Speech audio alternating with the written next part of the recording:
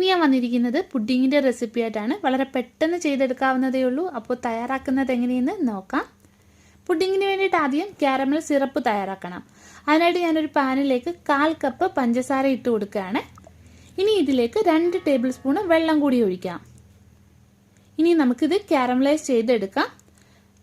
അപ്പോൾ പഞ്ചസാര കാരമലായി വന്നിട്ടുണ്ട്. ഇനി ഇതിൻ്റെ ഫ്ലെയിം നമുക്ക് ഓഫ് ചെയ്യാം. കാരമൽ സിറപ്പിൻ്റെ കളർ ലൈറ്റ് ആയാലും മതി. ഡാർക്ക് ആകുവാണെങ്കിൽ കാരമലിന് കൈപ്രസം വരുവേ. അപ്പോൾ പുഡിങ്ങിന് അത്ര ടേസ്റ്റ് ഉണ്ടാകത്തില്ല. ഇനി പുഡിങ് തയ്യാറാക്കാനുള്ള പാത്രത്തിലേക്ക് ചൂടോടുകൂടി തന്നെ നമുക്കിത് ഒഴിച്ചു കൊടുക്കാം. ഇത് ഞാൻ ബട്ടറൊക്കെ തേച്ച് വെച്ചിട്ടുള്ള ഒരു പാത്രമാണ്. ഇനി ഇത് നമുക്ക് മാറ്റി വയ്ക്കാം. ഇനി വേണ്ടത് പഴമാണ്. 2 റോബസ്റ്റ പഴം ഞാൻ എടുത്തിട്ടുണ്ട്. നല്ലോണം പഴുത്ത പഴം നോക്കി എടുക്കുക. പഴുത്ത പഴമാണ് പുഡിങ് തയ്യാറാക്കാൻ ഏറ്റവും നല്ലത്. ഇനി ഇതിൻ്റെ തൊലി കളഞ്ഞിട്ട് നമുക്ക് മിക്സിയുടെ ജാറിലേക്ക് കട്ട് ചെയ്തിടാം. ഇനി ഇതിലേക്ക് വേണ്ടത് 2 മുട്ടയാണ്. ഇതും കൂടി ചേർക്കാം. ഇനി 1 കപ്പ് പാല് ചേർത്ത് കൊടുക്കാം.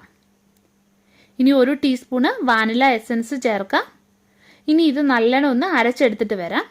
അപ്പോൾ ഇത് അരച്ചെടുത്തിട്ടുണ്ട്. ഇപ്പം ഞാൻ ഇതിലേക്ക് 2 ടേബിൾ സ്പൂണ് പഞ്ചസാര ചേർക്കുകയാണ്. പഞ്ചസാര നിങ്ങളുടെ മധുരത്തിനനുസരിച്ചിട്ട് ചേർത്ത് കൊടുക്കുക. നമ്മൾ മുട്ടയൊക്കെ ചേർത്ത് ആദ്യം അരയ്ക്കാൻ പോകുന്ന സമയത്ത് തന്നെ നിങ്ങൾ പഞ്ചസാര ചേർത്ത് കൊടുക്കുക. ഞാൻ ആ സമയത്ത് പഞ്ചസാര ചേർക്കാൻ വിട്ടുപോയി, അതുകൊണ്ടാണ് ഇപ്പോൾ ചേർത്തത്. ഇനി ഇത് അരിച്ച് പുഡിങ് തയ്യാറാക്കാൻ വെച്ചിരിക്കുന്ന പാത്രത്തിലേക്ക് ഒഴിക്കാം. അരിച്ചൊഴിക്കുക കേട്ടോ.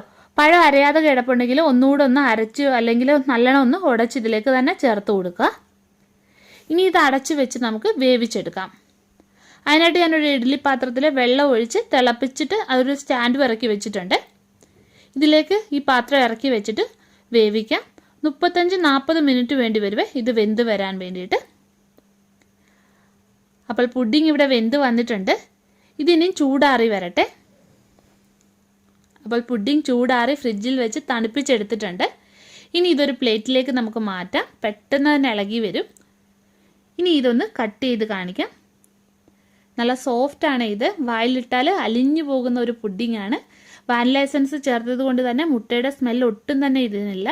കുട്ടികൾക്കൊക്കെ വളരെയധികം ഇഷ്ടപ്പെടും. അപ്പോൾ വീഡിയോ നിങ്ങൾ ലൈക്ക് ചെയ്യാനും ഷെയർ ചെയ്യാനും മറക്കല്ലേ. വീണ്ടും നമുക്ക് മറ്റൊരു നല്ല റെസിപ്പിയുമായിട്ട് കാണാം.